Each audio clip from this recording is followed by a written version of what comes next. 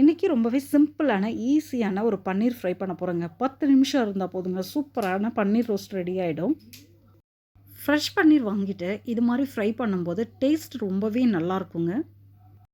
பன்னீரை இது மாதிரி சின்ன சின்ன பீஸாக கட் பண்ணி எடுத்து வச்சுருக்கேங்க. பன்னீரை நான் தண்ணியில் போட்டிருக்கேன், நான் கட் பண்ணிவிட்டு அதுக்குள்ளே பன்னீருக்கு தேவையான மசாலா அரைச்சிடலாம். ஒரு மிக்ஸி ஜார் எடுத்து 2 பூண்டு பல், அதுக்கேற்ற இஞ்சியும் போட்டுக்கிறேன்.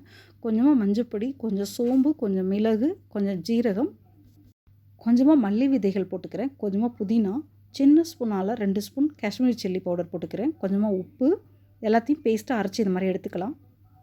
பன்னீரை நல்லா தண்ணியிலேருந்து வடிச்சிட்டு எடுத்து ஒரு பவுலில் போட்டிருக்கேங்க. அதில் இந்த மசாலாவும் சேர்த்து பன்னீரோட பிசைஞ்சிடலாம்.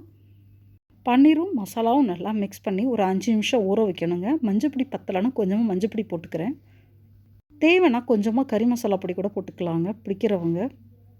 நல்லா மசாலாவும் பன்னீரையும் நல்லா மிக்ஸ் பண்ணி ரெடி பண்ணி வச்சுக்கலாங்க. ஒரு 5 நிமிஷம் நல்லா ஊற விட்டுடலாம். ஒரு பேன் வச்சு பேன் சூடானதும் 1.5 ஸ்பூன் அளவுக்கு கடலை எண்ணெய் போட்டுக்கிறேன். ஊற வச்ச பன்னீரையும் எண்ணெயில் எடுத்து போட்டுடலாம்.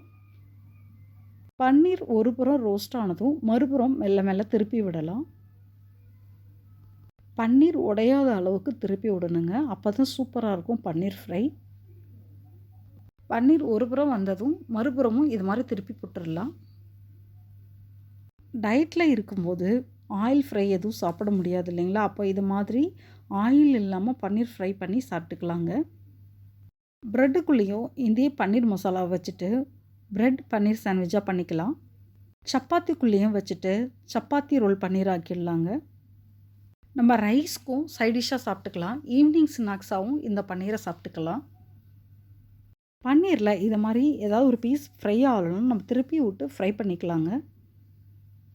ஈஸியாக சிம்பிளாக 5 மினிட்ஸில் பன்னீர் ஃப்ரை ஈஸியாக பண்ணிடலாங்க. இது மாதிரி மார்னிங் டைமில் கிட்ஸுக்கு ஸ்கூலுக்கு நம்ம லஞ்ச் பாக்ஸ்க்கு ஈஸியாக இது மாதிரி ஒரு பன்னீர் ஃப்ரையை பண்ணி கொடுத்துடலாம். பன்னீர் ஃப்ரை இப்போ ரெடியானதும் கொஞ்சமாக கருவேப்பிலை போட்டுக்கலாம். கருவேப்பிலை போட்டால் பன்னீர் ஃப்ரை நல்லா வாசனையாக இருக்குங்க. பன்னீரில் இருக்க சூட்லேயே கருவேப்பிலை நல்லா வதங்கிடும். ரொம்ப சிம்பிளாக ஈஸியாக பன்னீர் ஃப்ரை ரெடி ஆகிடுச்சுங்க. பன்னீரை ஓவர் குக் பண்ணக்கூடாதுங்க, குழந்தைங்க சாப்பிடும்போது ரொம்ப கஷ்டப்படுவாங்க, கொஞ்சம் ஹார்டாகிடும் பன்னீர். ஸ்டவ்வை மிதமான சூட்டில் வச்சுட்டு நம்ம இது மாதிரி ஃப்ரை பண்ணி எடுத்துடணுங்க. இப்போ சூப்பரான பன்னீர் ஃப்ரை, சாஃப்டான பன்னீர் ஃப்ரை ரெடியாக இருக்குது. இது மாதிரி ஒரு சூப்பரான மசாலா பன்னீர் ஃப்ரையை உங்கள் வீட்லேயும் ட்ரை பண்ணி பாருங்கள். அப்படியே நம்மளோட சேனலுக்கும் சப்போர்ட் பண்ணுங்கள். நம்மளோட சேனலில் இருக்கிற எல்லா வீடியோக்களையும் செக் பண்ணி பாருங்கள். நம்மளோட சேனலையும் சப்ஸ்கிரைப் பண்ணி வச்சுக்கோங்க.